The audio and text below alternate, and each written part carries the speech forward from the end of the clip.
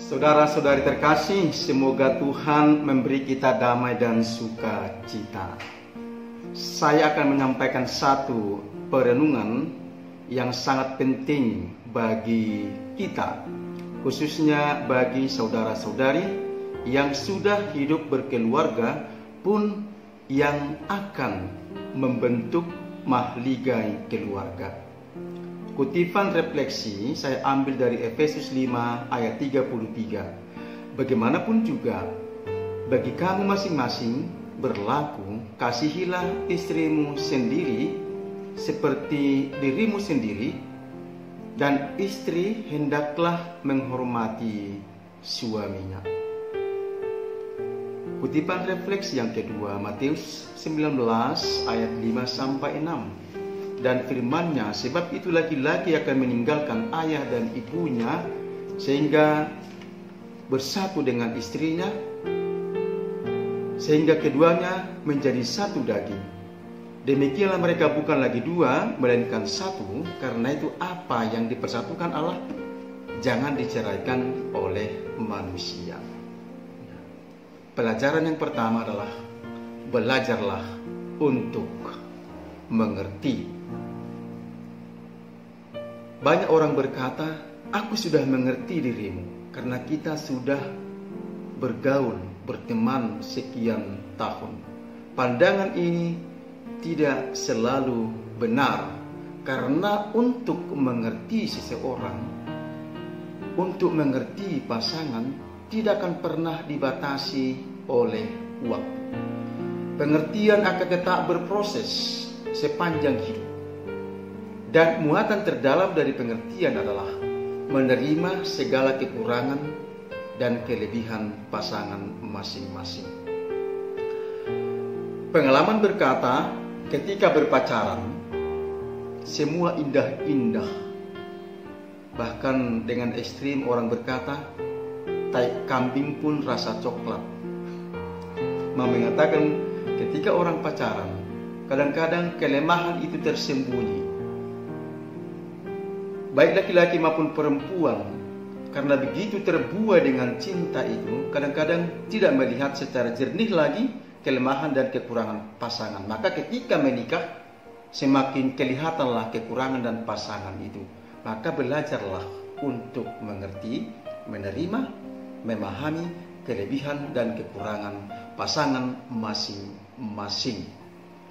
Yang kedua, belajarlah untuk bertanya. Muatan terdalam dari bertanya adalah penghargaan.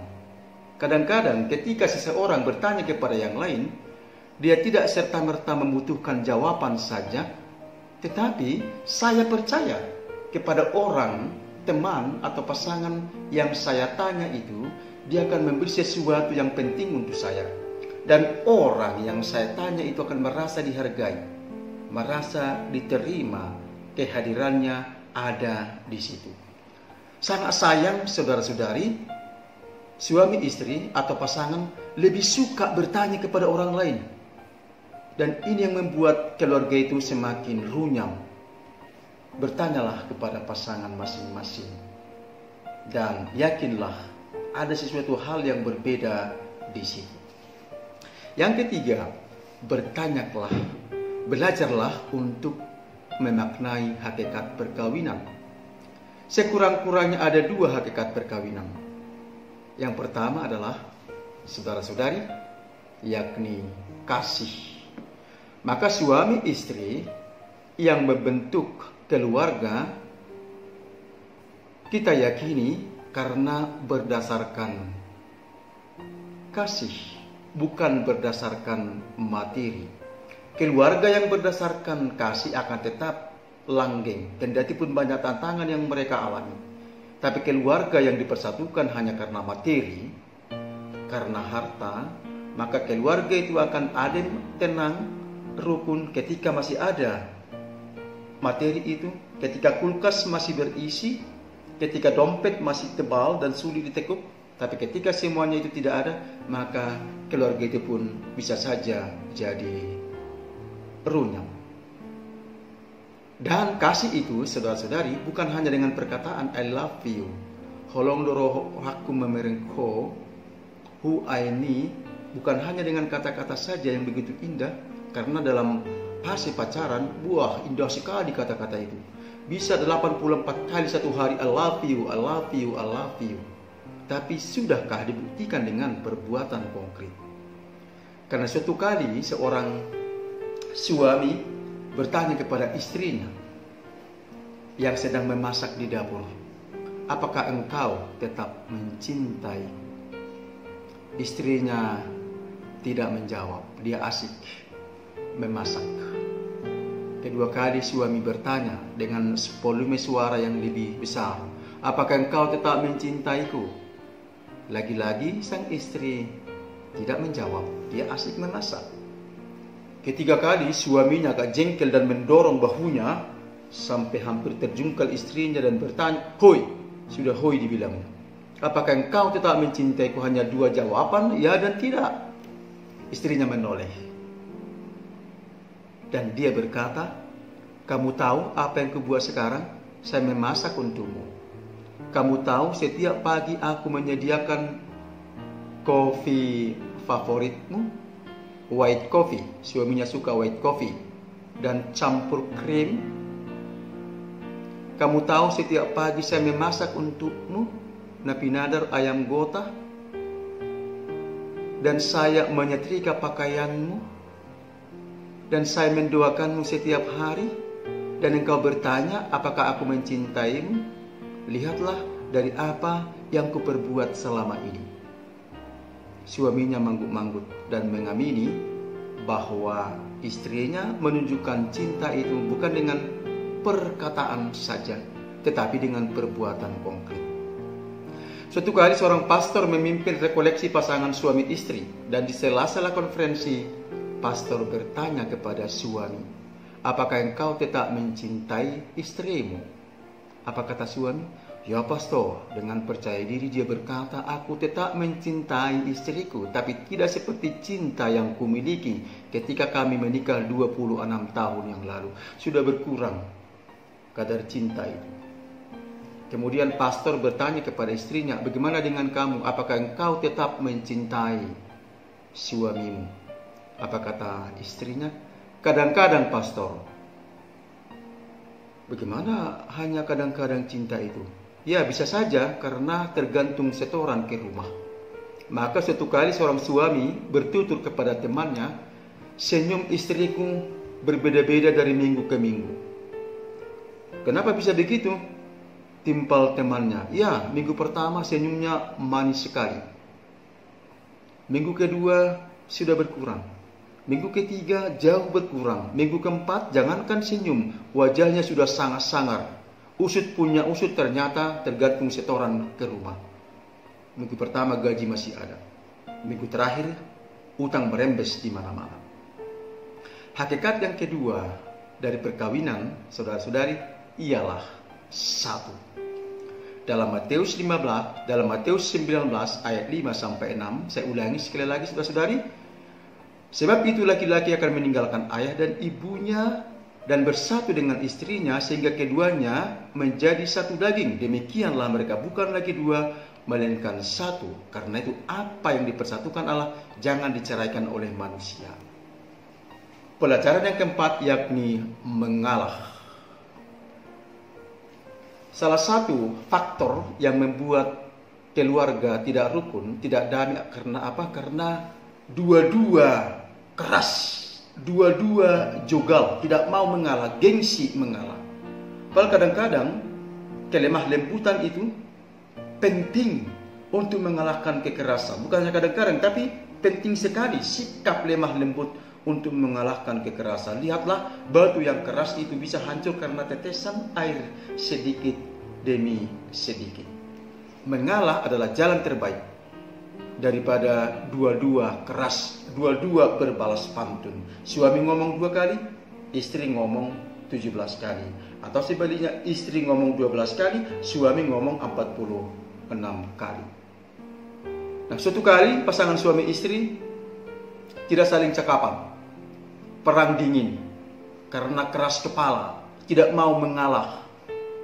Suatu kali suaminya harus bangun jam 4 pagi karena mau ke bandara, pesawat jam 6. Menyuruh istrinya untuk membanguni, tidak mau. Dia gengsi, dia nggak mau mengalah. Maka ditulisnya surat, Mama Butet, besok saya harus ke bandara cepat-cepat.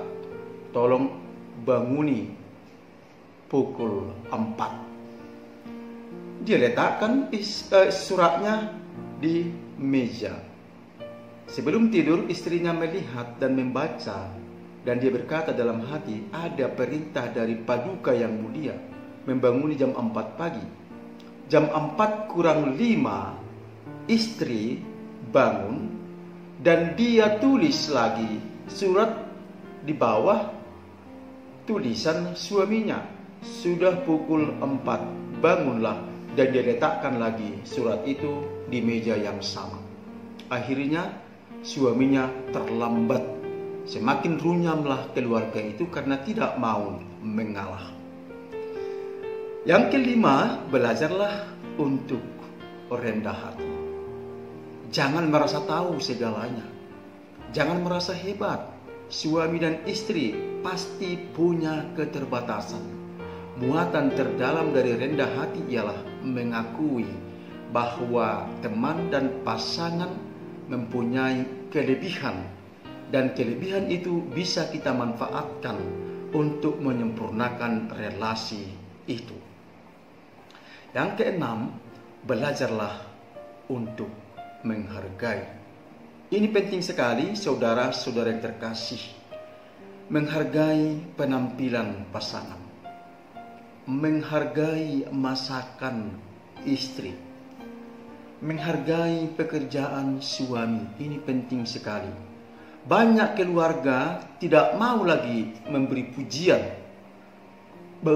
Bagak sekali, bagak hia doho itu. Cantik sekali kau, tampan sekali kau, enak sekali masakanmu ini. Orang berkata, bukan lagi zamannya itu, pastor. Bukan lagi zamannya itu. Dulunya waktu pacaran itu. Sekarang pun saudara-saudari, pujian itu, penghargaan itu penting sekali. Karena ketika kita memuji masakan istri, dia akan semangat memasak dan melayani untuk membuat yang terbaik. Kadang-kadang perlu sekali, kendati pun makanan itu asin atau terlalu pedas. Janganlah misalnya karena pedas sedikit, asin sedikit, suami langsung marah, masakan apa ini? Dan ditinggalkan dan pergi makan di restoran. Saling menghargailah. Dan itu penting menciptakan keluarga yang rukun. Yang ketujuh, menyapa. Ini pun sangat penting, saudara-saudari. Orang pada zaman now berkata, sapaan itu semakin miskin sekarang dengan kehadiran barang-barang canggih itu, handphone, laptop, dengan segala macam itu. Orang lebih asik bersenda gurau, bercengkrama ria dengan barang-barang canggih itu, sehingga tak ada lagi sapaan di rumah. Padahal sapaan itu penting. Selamat pagi, selamat siang, selamat malam. Bagaimana kabarmu? Sehat? Yang parah sekali ialah, saudara-saudari, ketika suami dan istri pulang dari pekerjaan, suami istri tidak saling menyapa. Tapi justru yang ditanya adalah, sudah makan anjing kita? Sudah makan hewan peliharaan kita? Betapa sedih suami dan istri tidak bertemu sekian jam. Justru yang disapa adalah hal-hal lain. Yang kedelapan, saudara-saudari, belajarlah untuk senyum. Senyum adalah tanda suasana hati yang damai dan sukacita. Ketika saya atau Anda senyum kepada teman dan pasanganmu, berarti Anda ingin berbagi rasa damai dan sukacita kepada temanmu. Jangan pelit dengan senyuman.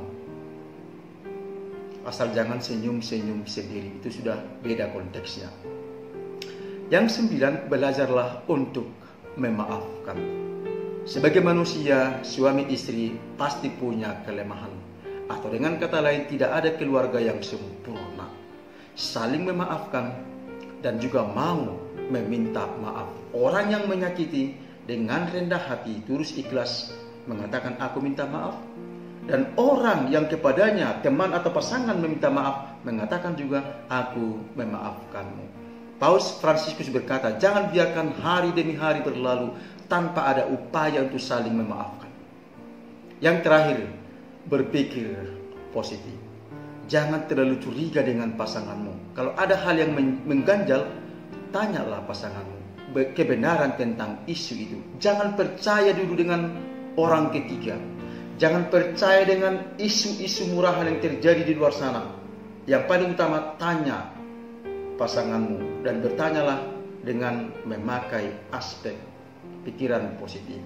Orang yang berpikiran positif katanya akan bibirnya begini, senyum, sukacita. Dan orang yang berpikiran negatif, bibirnya begini, madesu, masa depan suram. Itulah saudara-saudari 10 pelajaran untuk membentuk keluarga rukun dan bahagia serta damai.